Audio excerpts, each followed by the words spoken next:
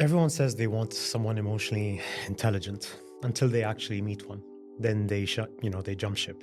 We romanticize it, someone who understands me, someone who communicates, someone who's self-aware. But here's the truth nobody wants to admit. You love emotional intelligence until emotional intelligence sees through you.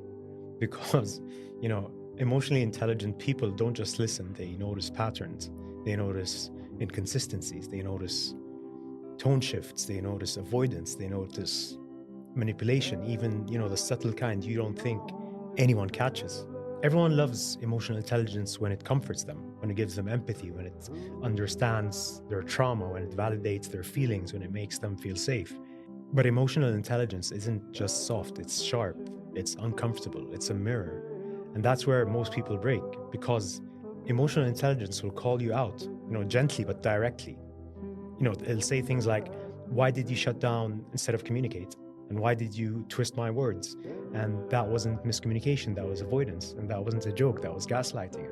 That's not insecurity, that's narcissistic behavior. And suddenly we start saying things to people like, you're too intense. You tell them you feel attacked, you tell them you're overthinking this, you tell them you're too sensitive. No, you just don't like being held accountable. Emotionally intelligent people force a level of honesty that most relationships never reach. They don't let your old patterns slide. They don't let your toxic behaviors go unnoticed. They don't fall for manipulation. They don't feed your ego. They don't dance around your wounds. They expose them. And that's why people run.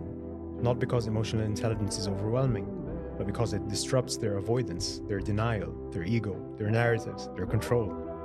Everyone wants emotional intelligence in a partner until emotional intelligence, shines a light on the parts of you you've been avoiding your whole life.